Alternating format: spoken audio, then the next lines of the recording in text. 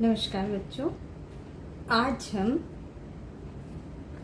अंशों के निर्गमन के एक मोस्ट इम्पॉर्टेंट टॉपिक को देखेंगे, जिसमें हम अल्प अभिधान और अति अभिधान शब्दों का अर्थ समझते हुए उसके प्रश्नों को कैसे हल करना है वो देखेंगे। तो सबसे पहले हम ये देखते हैं कि अल्प अभिधान क्या होता है और अति अभिधान क्या होता है। ठीक है, तो चलिए।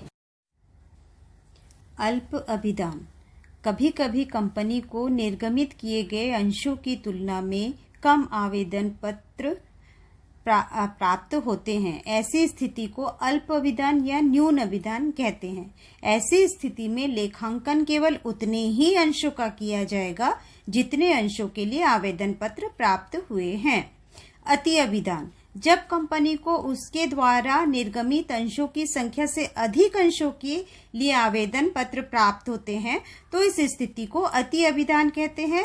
अति अभिधान की दशा में अंशों का आवंटन के लिए निम्न प्रक्रिया अपनाई जा सकती है, जिसमें पहला है आनुपातिक अंश आवंटन। इसमें सभी अंशधारी जितने भी आवेदन करता है अंशों के लिए, उन सभी को कुछ न कुछ अंशों की मात्रा निर्गमित कर दी जाती है। दूसरा है कुछ आवेदनकर्ताओं के आवेदन राशि वापस कर देना। इसमें कुछ आवेदनकर्ताओं को अंश आवंटित किए जाते हैं और बाकी उनके संपूर्ण राशि उन्हें नकद वापस कर दी जाती है। तीसरा है कुछ आवेदनकर्ताओं को पूर्ण तथा कुछ को आंशिक आवंटन। कुछ आवेदनकर्ता होते हैं जिन्हें जितने उन्होंने अंशों के लिए आवेदन किया है उन्हें संपूर्ण अंश निर्गमित कर देते हैं, और कुछ अंशधारी ऐसे होते हैं जिन्हें जितनी मात्रा में उन्होंने अंशों के लिए आवेदन किया है वो संपूर्ण उन्हें आवंटित नहीं करते, उनकी कुछ मात्रा उन्हें आवंटित की जाती है। चौथा है कुछ आवेदनकर्ताओं को पूर्ण, कुछ को आवेदनकर्ताओं को आंशिक आवंटन और कुछ आवेदनकर्ताओं के आवेदन की राशि वापस कर देनी। यानी पहली, दूसरी और तीसरी जो स्थिति है उसे पूर्ण रूप से तीनों को मिलाकर जब प्रक्रिया अपनाई जाती है तो वह चौथी प्रविष्टि बनती है। अब देखिए, आपके पास क्वेश्चन है, अल्फा लिमिटेड ने 20,000 अंश प्रत्येक 10 रुपए पर निर्गमित किए, जिन पर निम्नानुसार राशियां दे थी। आवेदन 2 रुपए, आवंटन 4 रुपए, शेष याचना पर। जनता ने 24,000 अंशों के लिए आवेदन किया। अंशों का आवंटन निम्नानुसार किया गया। 15,000 अंशों के आवेदकों को 15,000 अंश, 8,000 अंशों के आवेदकों को 5,000 अंश और 1,000 अंशों के आवेदकों की अस्वीकृत कर दिया गया। अधिक आवेदन राशि को आवंटन राशि के भुगतान में उपयोग किया जाएगा। तो ये क्वेश्चन हुआ हमारा। तो चलिए हम अपना क्वेश्चन देखते हैं। हमारे क्वेश्चन में आवेदित अंश देखिए 15,000 है, तो हमने आवेदित अंश 15,000 लिखा। इन 15,000 वाले को कितने अंश निर्गमित हुए? पूरे 15,000। ठीक, फिर है 8,000 अंशों के लिए आवेदन हुआ, उसको कितने अंश निर्गमित हुए? 5,000। फिर 1,000 अंश, इनको कितने अंश? इनको कुछ भी अंश निर्गमित नहीं हुए, इसीलिए वो नील। तो अब देखिए 15 + 8 + 1 कितना हुआ आपका? 24,000। तो कुल 24,000 अंशों के लिए आवेदन राशि आपको मिली है ना।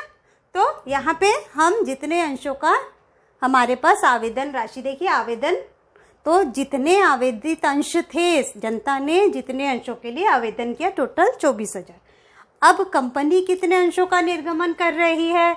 कंपनी इन 15,000 वाले को पूरा 15,000, 8,000 वाले को 5,000 और 1,000 वाले को नील।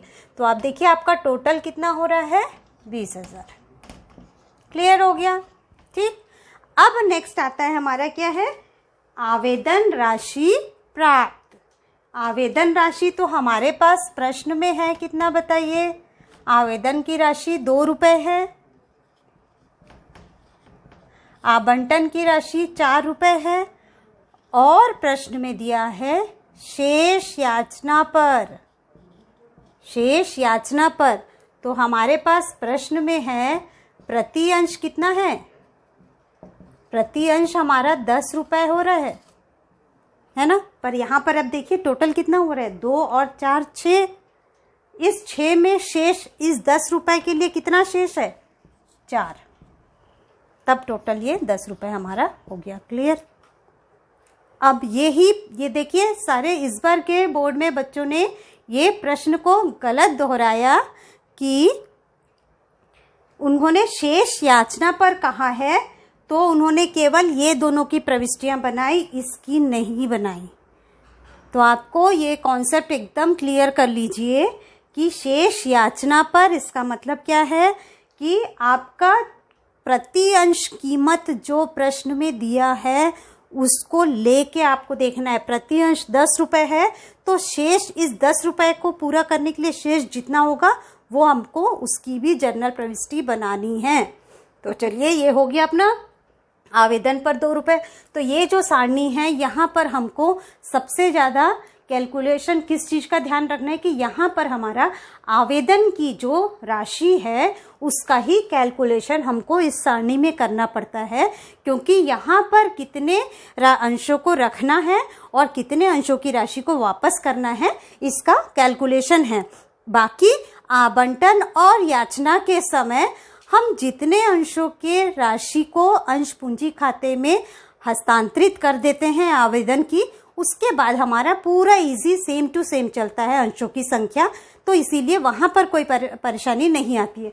तो ये जो आवंटन सारणी बनती है यहाँ पर आवेदन की कुल राशि का कैलकुलेशन होता है। तो अब देखिए आवेदन आपका कितना है, आवेदन 2 रुपये है। तो हमारे पास ये आवेदन राशि प्राप्त, तो ये कॉलम 1 यानी आवेदन राशि प्राप्त क्या होगा, कॉलम 1 के साथ 2 रुपये आप कैलकुलेट करेंगे।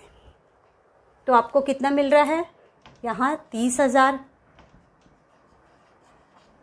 ठीक, 8,000 को फिर 2 रुपये से कैलकुलेट करेंगे तो कितना मिलेगा आपको 16,000, और 1,000 को 2 रुपये से कैलकुलेट करेंगे आपको मिलेगा 2,000। टोटल कितना हो रहा है देख लीजिए, टोटल हो रहा है हमारा 48,000। अब ये 48,000 आप ऐसे भी समझ सकते हैं, देखिए कुल आवेदित अंश थे 24,000, उसको यदि 2 रुपये से गुना करते हैं तो भी ये मिलता है। तो यानी हमारा ये और ये बराबर आ रहा है। क्लियर। नेक्स्ट आते हैं आवेदन राशि देय। आवेदन राशि देय के लिए कंपनी जितने अंशों को निर्गमित कर रही है उसी की राशि देय होगी, तो इसीलिए कॉलम नंबर 2 को आवेदन के 2 रुपये से गुणा करेंगे। तो यहाँ पे 15,000 को यदि हम 2 से गुणा करते हैं हमको कितना मिलता है 30,000। 5,000 को 2 से गुणा करते हैं 10,000, और यहाँ नील है, नील को 2 से यानी शून्य को 2 कितने भी संख्या से गुणा करेंगे आपको मिलेगा नील। तो टोटल कितना हुआ 40,000। ये 40,000 क्या है, ये 40,000 है, ये 20,000 अंशों को 2 रुपये से गुणा किया 40,000। ठीक, और ये है आपका 24,000 को 2 रुपये से गुणा किया। ठीक, ये वाली राशि ऐसे प्राप्त हुई और ये वाली राशि ऐसे प्राप्त हुई। अब आगे आते हैं आधिक्य। आधिक्य यानी ये 5 नंबर का कॉलम। 5 नंबर का कॉलम जानने के लिए आप एक शॉर्टकट है, आप देख लीजिए कॉलम नंबर 3-4। कॉलम 3 को 4 से माइनस कर देंगे, यानी जितनी राशि प्राप्त हुई है, अधिक राशि आधिक्य है, इसीलिए अधिक राशि जो प्राप्त हुई है उसे जितने अंशों की राशि अंश पूंजी खाते में हस्तांतरित करनी है उतना ही हम रख सकते हैं, यानी देय की राशि ही हम रख सकते हैं। तो आधिक्य क्या हो जाएगा, देखिए इस 30,000 में कॉलम नंबर 3-4, 30,000 में से 30,000 घटाए 0 यानी नील। तो यहाँ पर कुछ भी आधिक्य नहीं है आपके पास, 0। 16,000 में 10,000 तो आपके पास 6,000 आधिक्य है। 2,000 में से 0 नील तो 2,000 आधिक्य है। ठीक, अब ये देखना है कि हमने इस आधिक्य का क्या समायोजन करना है, यही इस टॉपिक का मुख्य भाग है। तो यहाँ पर देखिए आधिक्य की राशि 0 है, इसीलिए यहाँ पर कोई भी समायोजन नहीं होगा। फिर है हमारे पास 6,000 रुपये। अब यहाँ ध्यान देंगे कि हमने थ्योरी में क्या देखा कि जिन अंशधारियों को यदि कुछ अंश निर्गमित हुए हैं तो ही उनके पैसे को भविष्य में हम कहीं पर समायोजन कर सकते हैं, भविष्य का मतलब है कि आवेदन में यदि अधिक राशि प्राप्त हुई है तो केवल उन्हीं अंशधारियों की राशि को आगे समायोजित किया जा सकता है जिनको कुछ न कुछ अंश निर्गमित हुए हैं, और वो राशि भविष्य मतलब आवंटन और याचना पर ही समायोजन हो सकती है। तो हमारा आवेदन के बाद दूसरा स्टेप क्या हो जाता है? आवंटन का होता है। तो इसीलिए हम ये जो 6000 है इसका आवंटन पर समायोजन करेंगे। ठीक, अब आते हैं यहाँ पर आधिक्य की जो 2000 की राशि है इसका क्या होगा। यहाँ पर आते हैं कि यदि किसी भी अंशधारी जिन्होंने अंशों के लिए आवेदन किया है, जैसे देखिए यहाँ पे 1000 है, इन्होंने 1000 अंशों के लिए आवेदन किया है परंतु उनको कोई भी अंश निर्गमित नहीं हुए हैं, इनको कोई भी अंश निर्गमित नहीं हुए हैं, तो उनकी राशि जो आधिक्य की होगी उसे नकद वापस कर दिया जाएगा। क्लियर हो गया? अब ये समायोजन हो गया। अब हम जर्नल प्रविष्टि करेंगे तो इस समायोजन के आधार पर कैसे होगी। तो हमारी जर्नल प्रविष्टि हो रही है।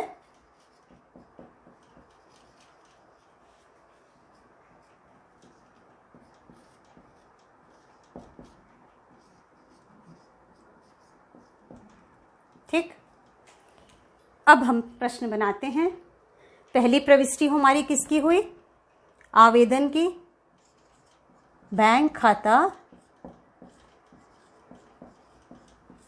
डेबिट अंश आवेदन खाते से।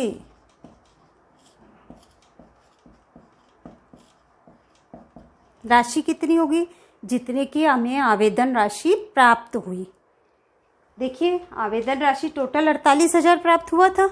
आवेदन राशि प्राप्त कुल कितनी? 48,000। तो ध्यान रखेंगे हमेशा कुल की ही प्रविष्टि होगी। ये जो आनुपातिक रूप से अलग अलग आवंटन किया इसका अलग अलग कोई भी प्रविष्टि नहीं होगी। हमें जर्नल प्रविष्टि कुल अंशों के हिसाब से करनी है। तो यहाँ पर देखिए इसका नरेशन आपको आता है लिखना, आपको मालूम है। तो हमारे पास 24,000 अंशों पर हमने 2 रुपए करके आवेदन राशि प्राप्त की है। तो कितना हो गया वो हमारा? 48,000। क्लियर हो गया? 48,000 ये फर्स्ट प्रविष्टि हो गई हमारी।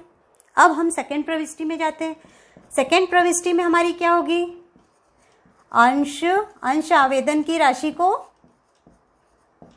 हम कहाँ हस्तांतरित करते हैं? पूंजी खाते में। अंश आवेदन खाता डेबिट अंश पूंजी खाता से। अब यहाँ पर देखिए जितने अंशों को हमने निर्गमित किया है, हमने देखिए अंश कितने 20,000 अंशों को निर्गमित किया, तो जितने अंशों की राशि क्या होगी? 40,000 होगी। यानी यहाँ पर हम जितने अंशों को निर्गमित करते हैं उसी का पैसा ही हम अंश पूंजी खाते में हस्तांतरित कर सकते हैं। तो यहाँ पे कितना हो गया इसका? 40,000।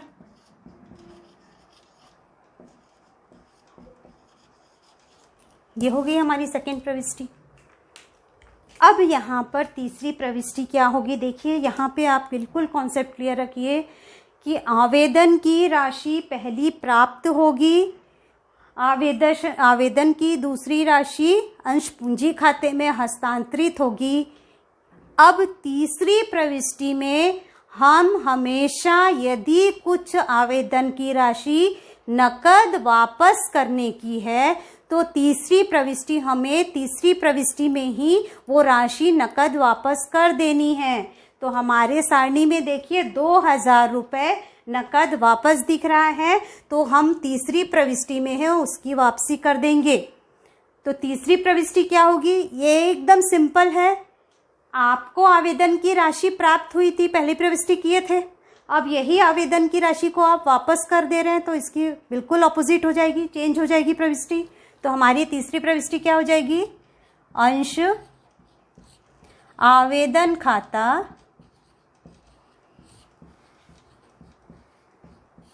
डेबिट बैंक खाते से। कितनी राशि वापस कर रहे हैं देख लीजिए, आपका बिल्कुल अमाउंट दिया हुआ है 20।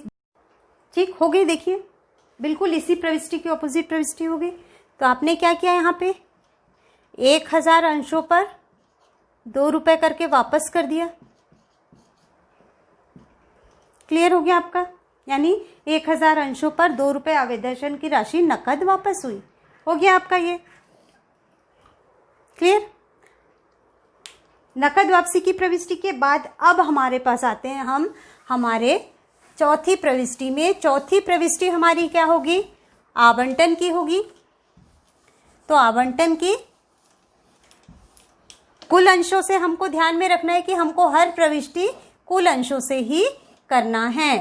तो यहाँ पर हमारी चौथी प्रविष्टि बनी किसकी? आवंटन की। आवंटन की चौथी प्रविष्टि 4 रुपए करके है, प्रति अंश 4 रुपए। कितने अंश हैं? कुल जितने अंश निर्गमित हुए हैं यानी 20,000। तो हमारी देय की पहली प्रविष्टि क्या हो जाएगी? अंश आवंटन खाता डेबिट अंश पूंजी खाते से। 20,000 अंशों पर 4 रुपए करके राशि देय हुई। कितनी? 80,000।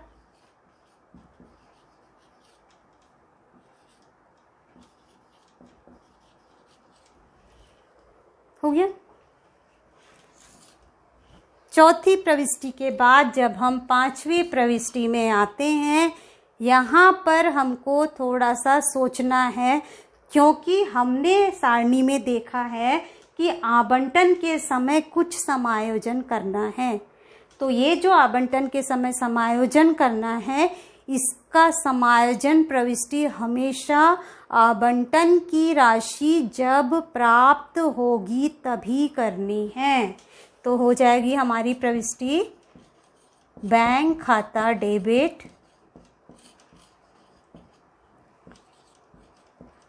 अंश आवंटन खाता से। ये हमारी सामान्य समायोजन की आवंटन की प्रविष्टि है। अब आवंटन के पहली प्रविष्टि में डेबिट कितना हुआ था? 80,000 से। तो सेम आवंटन के क्रेडिट में अमाउंट कितना जाएगा? 80,000 से। क्लियर? पर 6,000 रुपए आवंटन के समय समायोजन था, इसीलिए ये पैसा कौन सा है? ये आवंटन का 6,000 रुपए का ये पैसा आवेदन के समय प्राप्त हो गया था, इसीलिए यहाँ पर अंश आवेदन खाता डेबिट। ये अमाउंट आपका इस 6,000 को हम यहाँ पर समायोजित कर दिए। देखिए आवंटन के समय 6,000 समायोजित हो गया। अब 80,000 में 6,000 रुपए आवेदन के समय प्राप्त हो गया था, तो अभी कितना मिलेगा? 74,000, 74,000 है ना। इस 80,000 में से 6,000 अमाउंट हमें आवेदन के समय प्राप्त हो गया था, तो आवंटन के समय केवल 74,000 प्राप्त होगा। तो यहाँ पर आवंटन की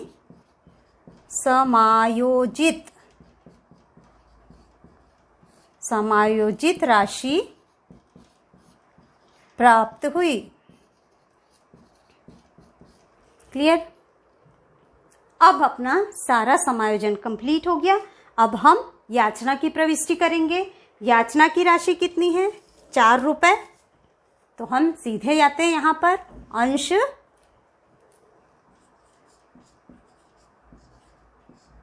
अंश याचना खाता डेबिट 80,000 अंश पूंजी खाते से हो गया 80,000, यानी 20,000 अंशों पर याचना की 4 रुपए के हिसाब से देय हो गई। अब ये राशि हमें प्राप्त हो जाएगी, तो बैंक खाता डेबिट और अंश याचना खाता से 80,000 80,000 याचना की राशि प्राप्त हुई। हो गया हमारा। तो आज के टॉपिक में हमने देखा कि अति अभिधान क्या है, अल्प अभिधान क्या है, अति अभिधान के प्रश्न हम कैसे हल करते हैं। ठीक, तो अब ये जो आनुपातिक आवंटन का प्रश्न हमने बनाया, ये क्या था? ये था अति अभिधान। अभी हमने ये जो प्रश्न बनाया ये था हमारा अति अभिधान। अति अभिधान मतलब ज्यादा राशि प्राप्त हो गई है तो उसका कैसे समायोजन होगा। क्लियर? अब हम एक छोटा सा प्रश्न बनाते हैं और जिसको हम किससे समझेंगे, उसको हम समझेंगे न्यून या अल्प अभिधान। अल्प अभिधान जिसे हम या न्यून अभिधान भी कहते हैं। ठीक, इस प्रश्न को समझने के लिए हम एक छोटा सा काल्पनिक उदाहरण लेते हैं। काल्पनिक उदाहरण है एक्स लिमिटेड ने 20,000 अंश 10 रुपए प्रति अंश निर्गमित किए। ठीक है, जनता ने 18,000 अंशों के लिए आवेदन जनता से 18,000 अंशों के लिए आवेदन राशि प्राप्त हुई।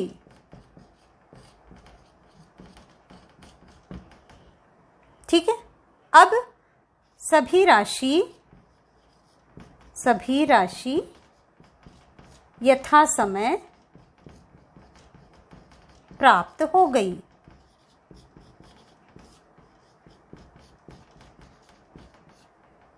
अब हमको इसकी जर्नल प्रविष्टियां करनी हैं।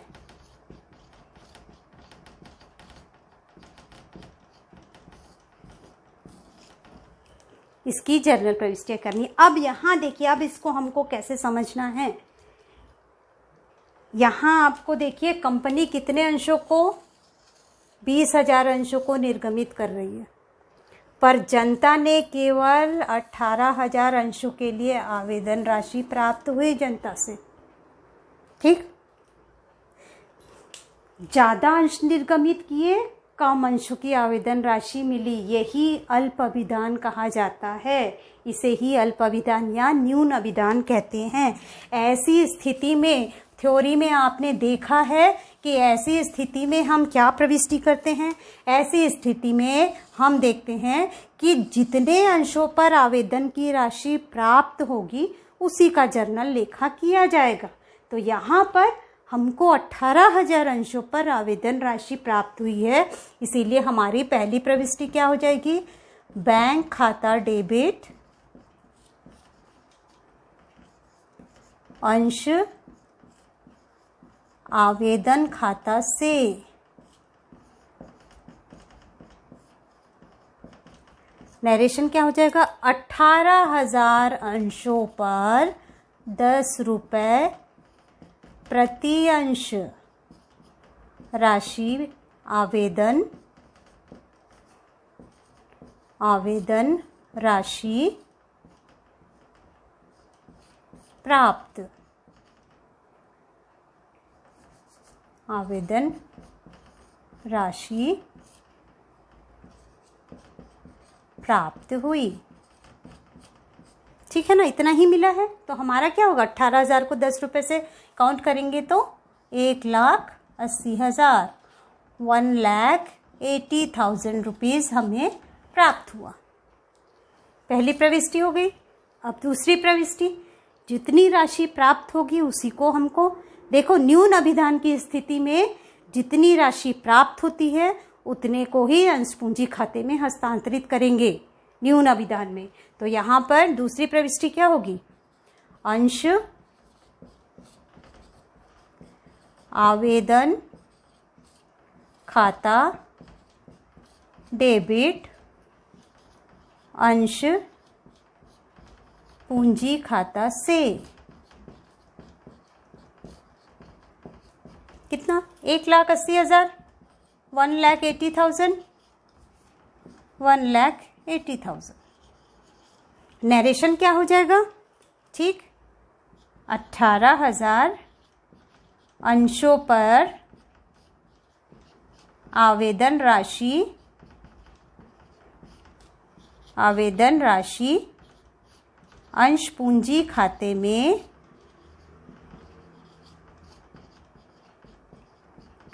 में हस्तांतरित।